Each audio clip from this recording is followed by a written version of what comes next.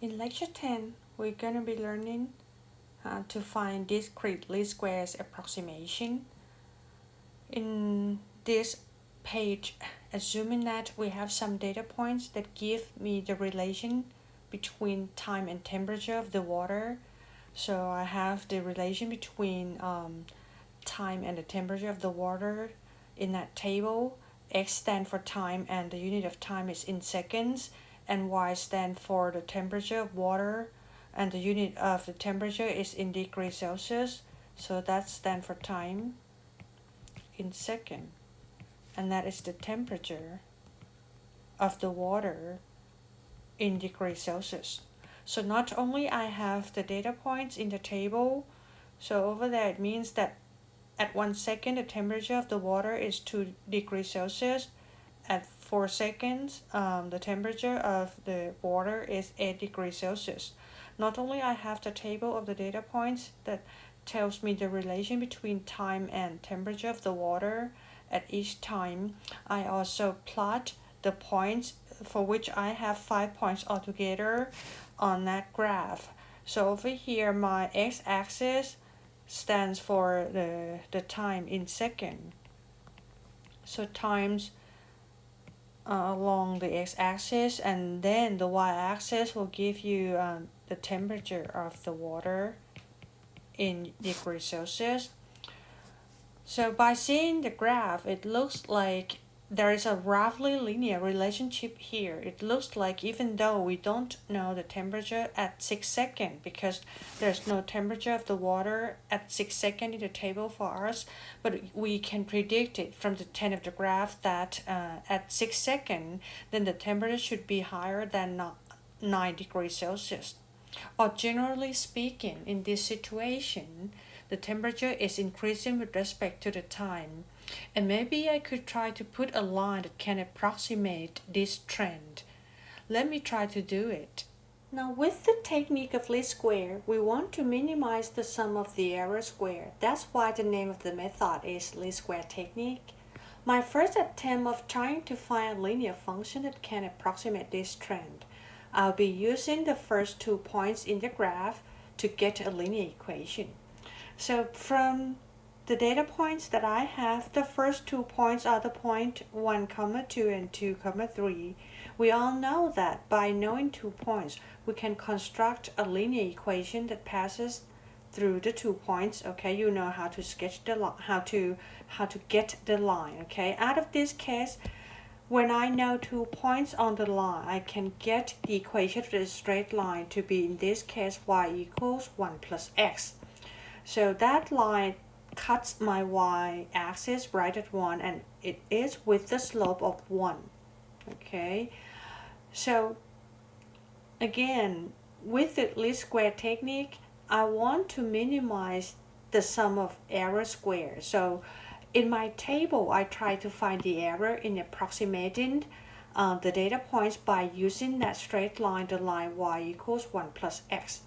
So I predict all the y value by using that straight line, the line y equals 1 plus x, and I put the y value for each x, that is the approximate y value at each x, by using that linear equation.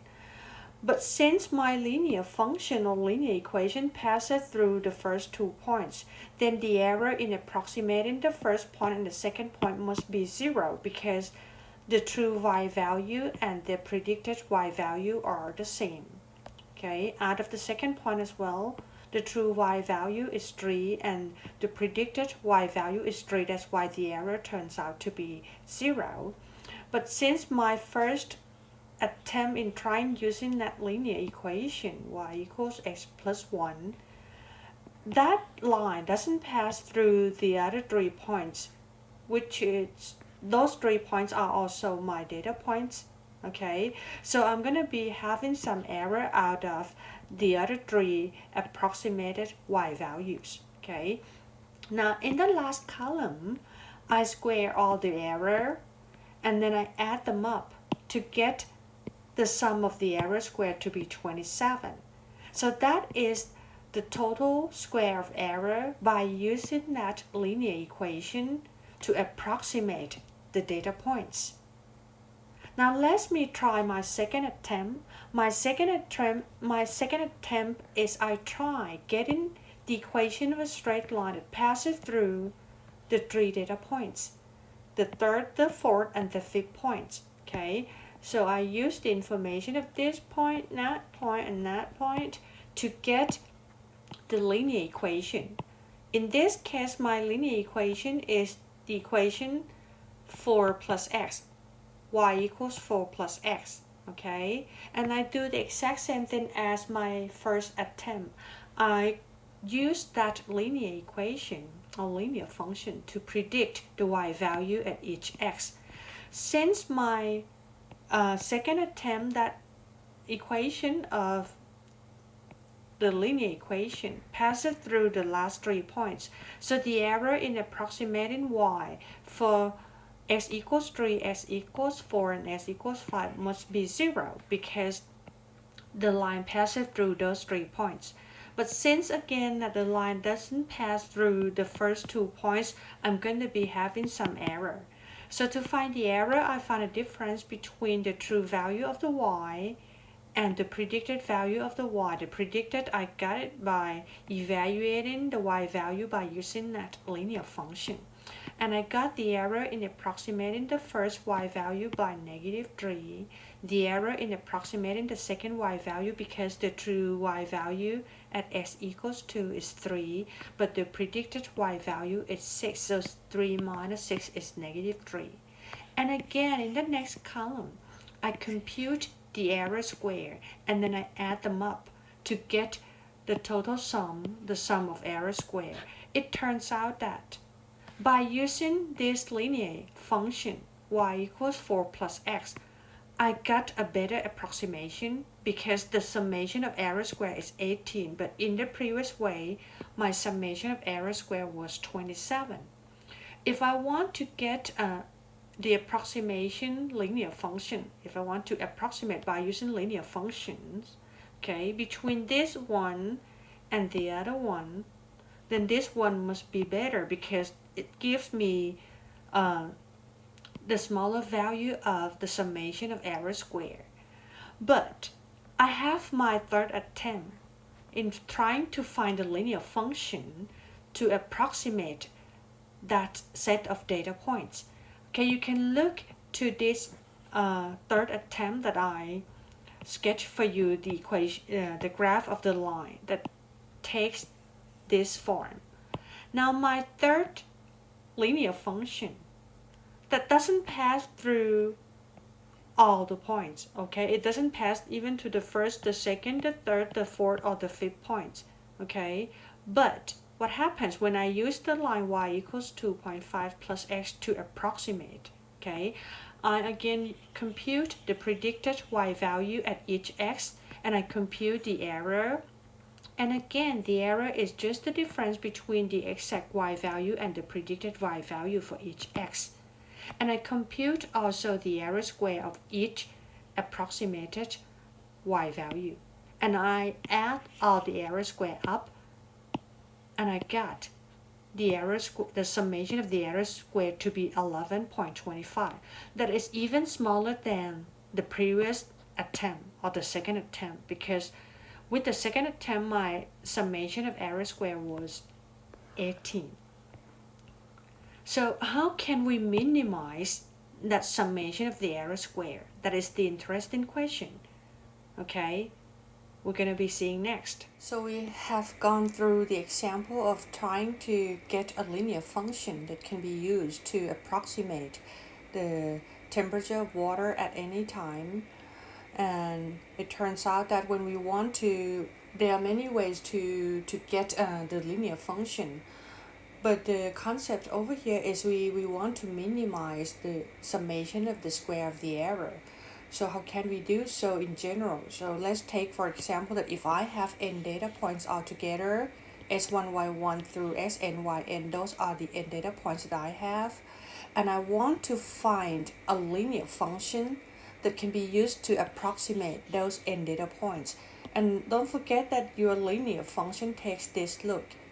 A plus bx, a linear function is a first degree polynomial. So I want to find a and b such that this polynomial can approximate my n data points in such a way that the summation of the error square is minimum. Let me define the error epsilon sub I as the difference between the exact value yi and the approximate value p at si, because this is the first degree polynomial that we use to approximate those n data points. So the true value or the exact value is yi for each I, where I runs from 1 to n. And the approximate value is just the evaluation of p at each xi. So I have n epsilons altogether because I have n data points. And I want to minimize the summation of error squared. So I square each epsilon sub I and add them up like this. So this is the guy that I want to minimize. But the epsilon sub I is just the difference between yi and p at si. And don't forget that your p at si is a plus b times xi. How can we find a and b, or how can we find that first degree polynomial such that this equation 9.1 is minimum? I'm going to show you how to derive to the formula of finding a and b. So I'm going to bring this over to the next page and show you how to derive the formula. So let me copy that. So we want that summation of epsilon sub I squared and I runs from 1 to n, or in other words, summation I runs from 1 to n. I'm going to use brackets. Y sub I minus px, but my px is a plus bxi. Okay, it's just the evaluation of p at each xi, and square that. So we want to minimize this guy, finding a and b such that this guy is minimum. So it's just the basic of calculus 2. Why am I saying that it's the calculus 2? Because there are two variables in this case that we have to find. So it's try to find the minimum point of the function that has a and b as the variables. So the concept of finding the minimum point is differentiate this function that we want to minimize once with respect to the a and set it equal to 0, and differentiate this guy once with respect to the b and set it equal to 0. You get a way to find that minimum point. But how can we differentiate? So we differentiate that expression. Let me copy it over. We differentiate it once with respect to the variable a and set it equal to 0, and differentiate the exact same function one more time, but now with respect to the b, because we are finding for a and b to minimize it. Okay, let's talk about differentiation. That is your calculus 2. You want to differentiate this finite sum. That is finite sum because it's the sum of n terms altogether.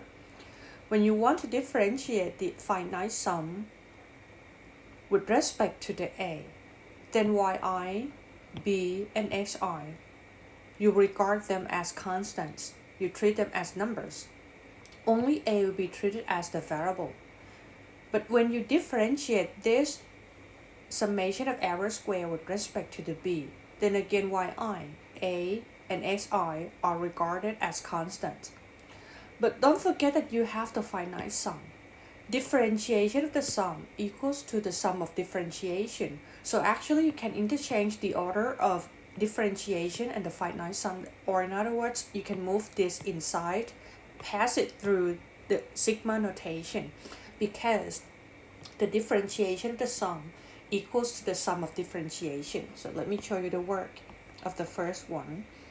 So that will be equal to summation of I runs from 1 to n, and then you differentiate that error square with respect to the a. and then you set it to be 0, okay, because you are finding the critical point. When you differentiate again, this yi, b, and si are like numbers. So you differentiate the power function that has the base as the stuff in the brackets, for which you will have 2 times that minus a plus bxi. Differentiate u to the second is u to the first, and then with chain rule, I have to differentiate the base with respect to the a. When I differentiate the base with respect to the a, I get -1 and set it equal to 0. So the sum of this then must be 0. How can we simplify it? I can simplify because this has -1 multiplied with every term in the bracket, okay? So 2 and -1, the product is -2. You can pull it right out of front of the sigma notation because that is a constant. So inside the bracket, you have yi minus a plus bxi, like that. And then I divide throughout by -2, divide both sides by -2. So you have this resulting equation. So I got this resulting equation by dividing the above equation by -2 on both sides. So if you want to find the a coordinate of the minimum point, you have to be able to solve this, okay? So the summation can be distributed inside, okay? So that can be split as a summation of yi, I runs from 1 to n, minus summation of a, I runs from 1 to n, and then minus summation of b times xi, I runs from 1 to n, equals 0. So when you have the finite sum, I is like the variable, so a is like a constant, you can pull it out up front. B is a constant when you evaluate that finite sum. So I can then simplify a little more to get, I pull the a out. So inside I have the summation of a constant 1 n times. And out of the last sigma notation, I pull out the b. So I have to add all the xi together n times and set it to equal to 0. Then I will move those two terms with the negative sign to the right hand side just to make the sign becomes positive. So that is equivalent to saying that I have summation of I runs from 1 to n of yi equals a summation of 1 I runs from 1 to n, and then plus b summation of I equals 1 to n times xi. And that equation can be rewritten as this one. Okay, I'm going to move that because the variables are a and b. So I want to put the variable on the left hand side of the equation. So it's the same as saying that I have this equation. You agree that they are equivalent, right? I just switch the sides, okay? Move this to the left and move that to the right and multiply throughout by -1 to get that. So I have the first equation already by differentiating the summation of error square and set it to be 0, but I differentiated it with respect to the a. But I have the other work, the work of differentiating the summation of the square error with respect to the b. I'm going to show you that, but it'll be just about the same as when you differentiate it with respect to the variable a. Now the other one is this guy.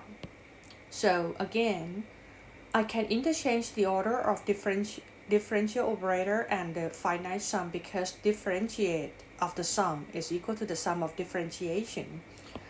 So switching the order between that differential operator and the finite sum, I get this summation I runs from 1 to n, and you differentiate that yi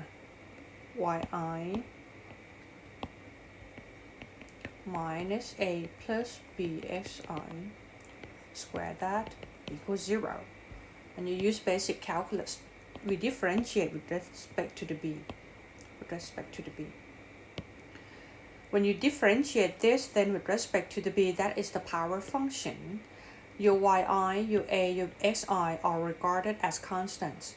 Okay, so differentiate the power function u to the second, you get 2 times u to the first, and then don't forget chain rule inside. So I'm gonna get again that 1 and 2 times yi minus a plus b times xi to the first. Okay, and then with chain rule, I differentiate the base with respect to the b. When I differentiate with respect to the b, then I get minus xi right out and set it to be 0.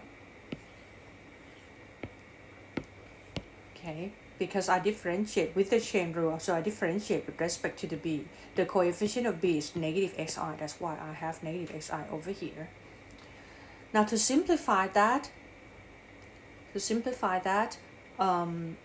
you know that 2 can be moved up front like this. Every term is multiplied by 2. So I move the constant 2 out up front, and then I can even divide of both sides by 2 to get rid of that constant 2. So by dividing of both sides by 2, I get this resultant equation. The number 2 will be gone. Okay, because 0 divided by 2 on right hand side is going to be 0.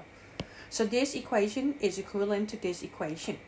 I want to solve this equation. Okay, try to rewrite as the version that I had it before when I differentiated my summation of error square with respect to the a, and I have an equation in the pink box. I'm going to do the same thing.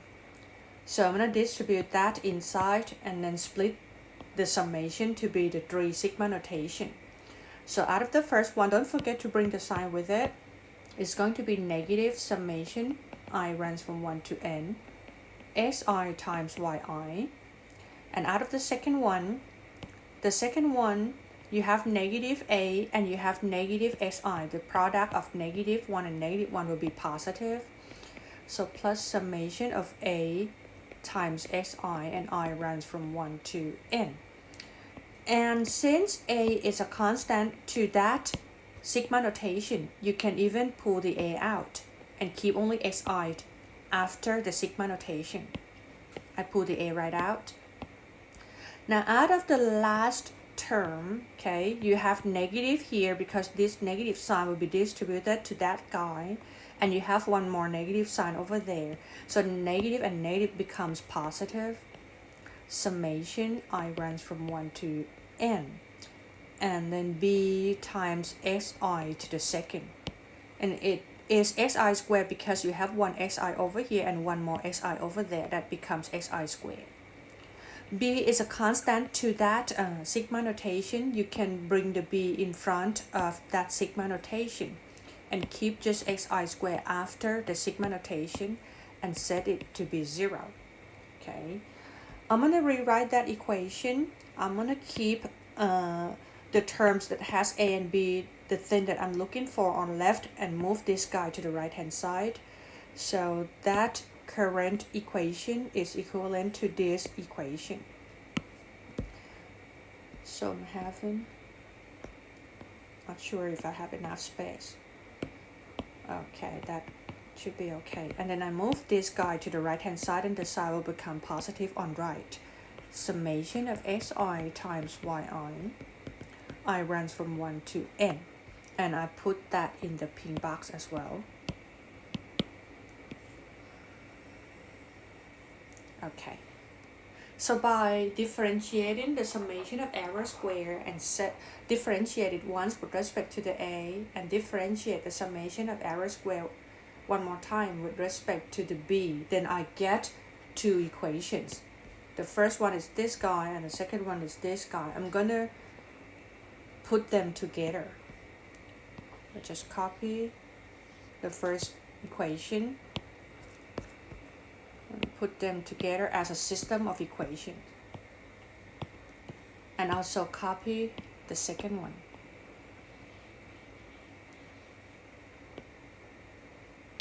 Okay, put it underneath. Let me erase the box.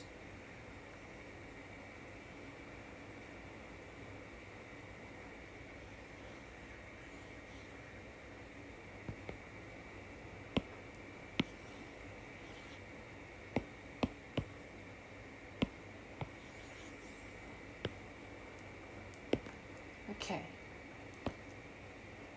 This is a system of equations. It has the name of system of normal equations. There are two equations involved.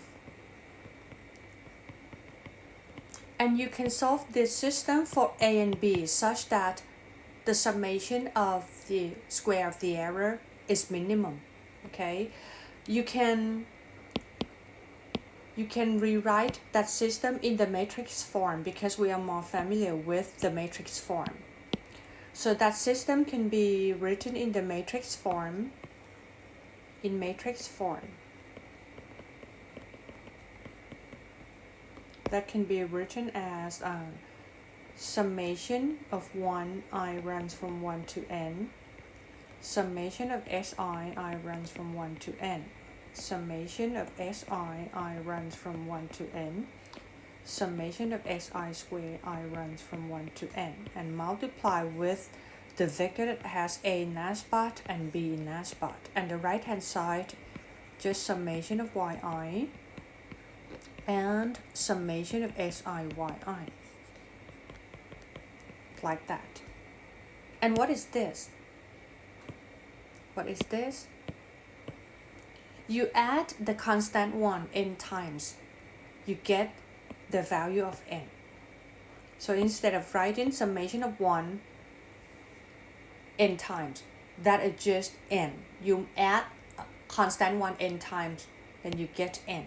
So this is the system of normal equations in the matrix form. And you can solve this system to find out A and B such that your first degree polynomial can be approximate your data points in such a way that the summation of error square is minimum. That's the way you find least square first degree polynomial to approximate the data point. Okay. I think I put the summary somewhere in the material. Let's see. Okay, over here, you see, I show you how to get this system of normal equations. It looks exactly the same as what I derived for you guys on that page. So far away. Okay, exactly the same. I can even bring it over and compare. That is exactly the same as in the material. So I copy it and then I can put it somewhere here. All right. See that? It's just exact same look, but I show you how to derive this already. The concept of deriving second degree polynomial with the technique of least square is about the same idea, okay? But you have more equations involved. So you know how to solve this. You don't have to memorize the formula of finding B and A because this is a system of linear equation. To find A and B, you can use Gauss elimination to find A and B or whatever techniques that you feel more comfortable with. That's okay with me. We're going to practice in doing some example in finding a linear function that can be used to approximate the data points. And I put the summary of the technique of least square line fitting. That is for line only. Okay, for getting a line means to get a linear function.